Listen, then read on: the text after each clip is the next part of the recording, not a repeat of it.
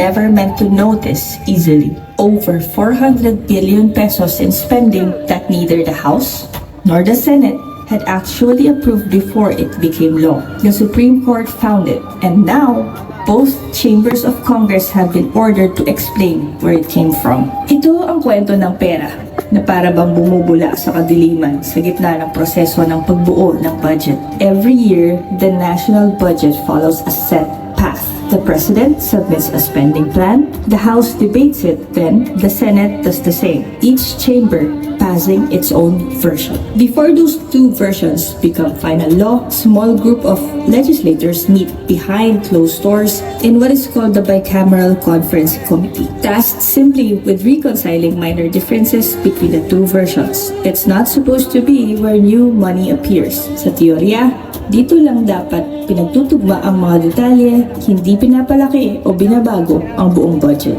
But starting in 2024, this is exactly what happened. 3 years in a row, petitioners, including the late Representative Edsel Lagman and Senator Coco Pimentel, brought the issue before the Supreme Court, arguing that the bicameral committee had inserted appropriations that inflated the budget far beyond what either chamber had actually voted on. Former Budget Secretary Benjamin Jokno, testifying as an independent expert, told the court that Congress had exceeded the President's proposed spending only 5 times in over a decade, then suddenly did so 3 years straight under the current administration. Noong Abril, nagsimula ang mga oral arguments sa Korte Suprema kung saan nagharap ng ebidensya ang mga eksperto at ang mga legislator na humahamon sa batas. By June, Senior Associate Justice Marvick Leonen ordered the House and Senate to submit the actual supporting documents behind these insertions, or, if none exist, to formally certify that fact to the court. Justice Alfredo Benjamin Caguioa raised a separate concern: the closed-door nature of the bicameral meetings themselves, where the public and even most lawmakers have no way of tracking what gets added. And in a detail that stood out during the hearings, some of the revised figures included unusually specific centavo amounts, numbers so precise they raised questions about how or whether they were calculated at all.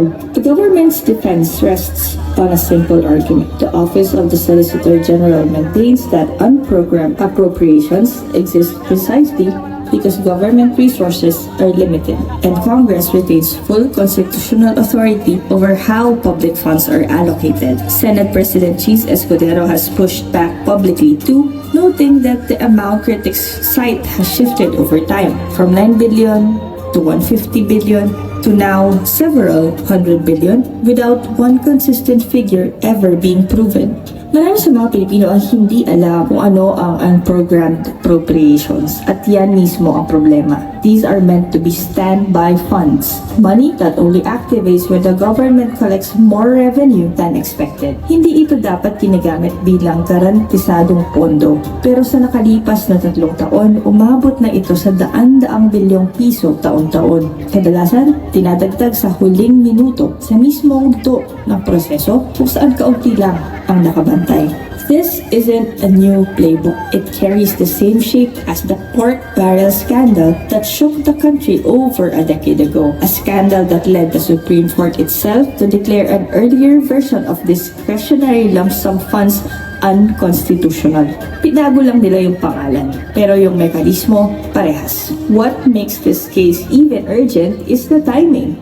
Former Senate President Franklin Drilon has publicly urged the court to rule before Congress begins deliberating the 2027 budget later this year, warning that without clear guidance, the same pattern could simply repeat itself for a 4th consecutive cycle. Kung hindi malinaw ang hatol ng Korte Suprema bago pa man magsimula ang susunod na deliberasyon, walang sisiguro na hindi na ito mauulit. Bawat piso na nawawala sa prosesong ito ay piso na hindi naaabot sa ospital, sa paaralan, sa flood control na dapat sana ay proteksyon ng mga mamamayang Pilipino. Habang tumatagal ang usapin, tumatagal din ang kawalan ng linaw kung saan talaga napupunta ang ating mga buwis. Dapat bang ituring itong bagong form ng corruption? O part na lang ba talaga to ng normal process dito sa bansa natin sa pagbubuo ng budget? Ano sa tingin niyo? Maraming salamat po sa panonood. People's Innovation. Tinig ng sambayanan, tayo'y nagkakapipisig para sa dangal ng ating bayan. People's Innovation. Hanggang sa tagumpay. One people, one voice, one Philippines. Tama na, sobra na, ang bayan ang tunay na panalo.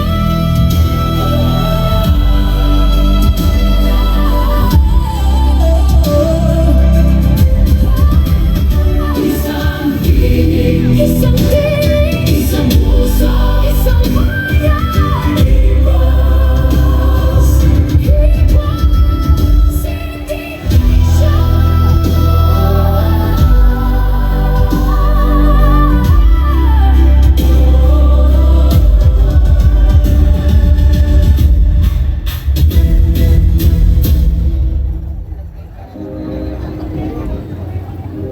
Tayo po'y magsipagtayo at ilagay ang kamay sa dibdib para sa pambansang awit ng Pilipinas.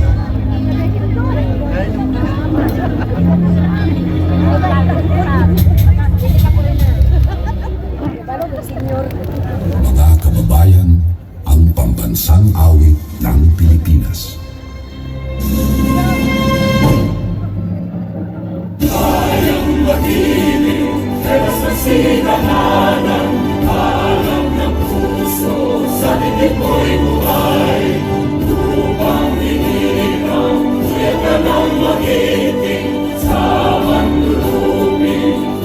Sisikil sa dagat tungo sa simulan sa langit mong lugaw ay hinatang tulatawin sa pagkayang minamahal ang isang ng matawan mo'y tagumpay mananigin ang bituin ng araw niya kailan ang kailan titigil lupa ng araw ng walang pagsinta buhay langit sa piling mo.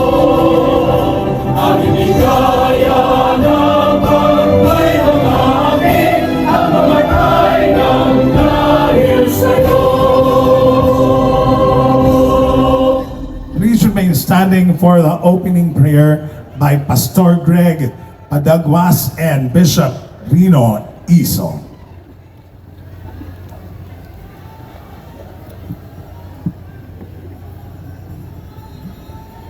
Alam namin, nagsusumigaw na ang inyong mga damdamin.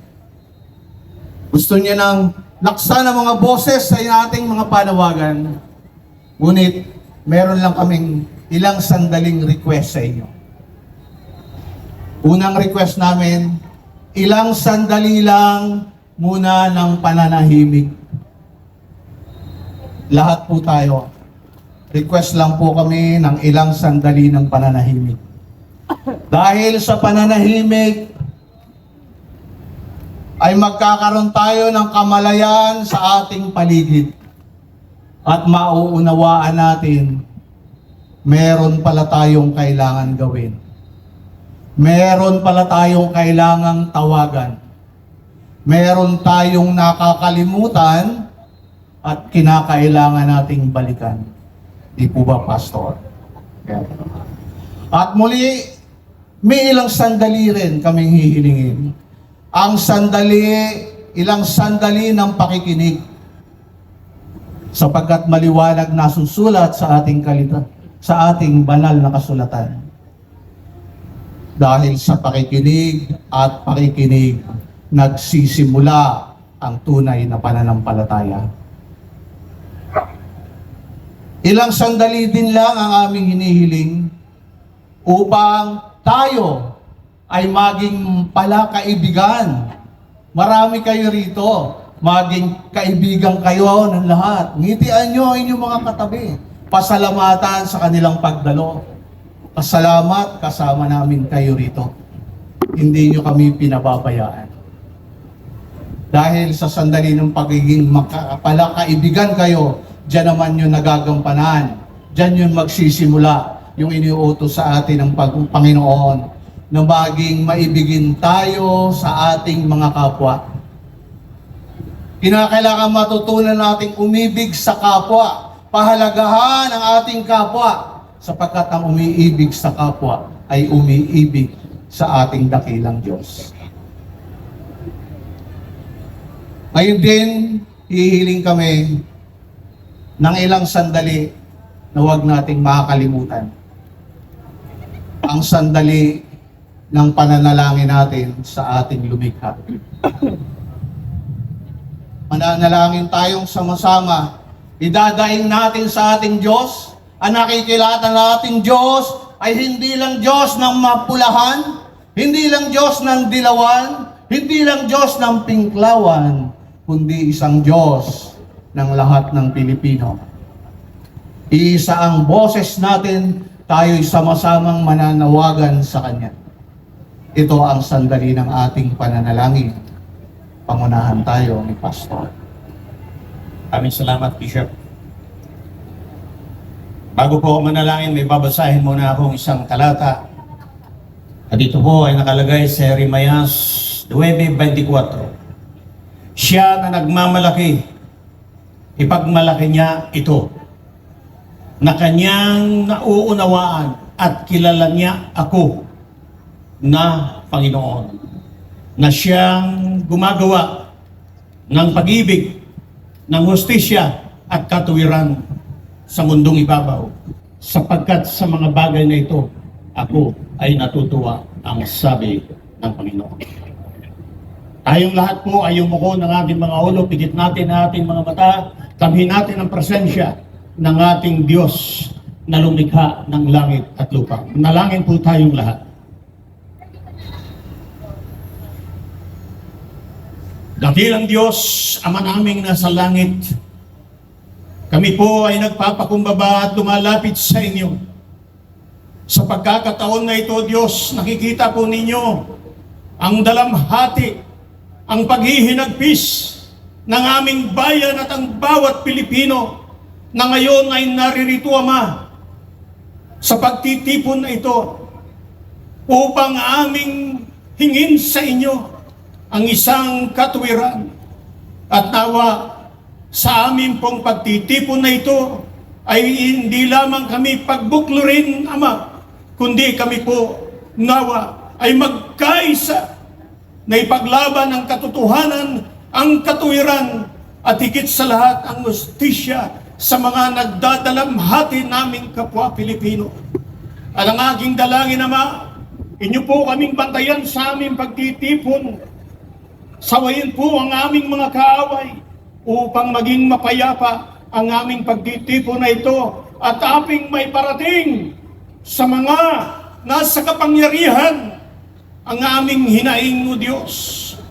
Nananampalataya kami, Ama, na sa pagkakataon na ito ay inyong liliwanagan ang bawat isa sa amin at may paglaban namin ang tanging nasa katotohanan lamang, at nawa ay pagkalob sa amin ang kahilingan ito, Diyos.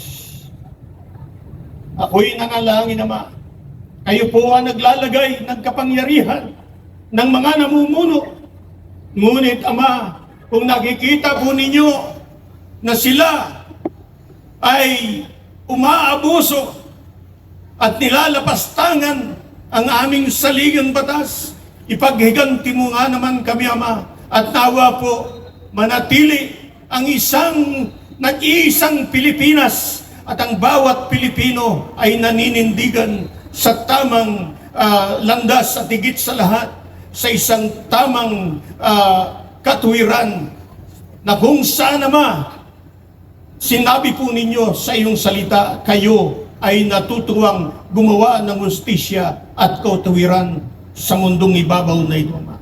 Kaya po ako'y nananalangin, inyo pong pakinggan ang aming hinaing, ang bawat isa na humihingi ng isang matuwid, maayos, at isang transparent and accountable government, O God, and much more, give us a righteous governance.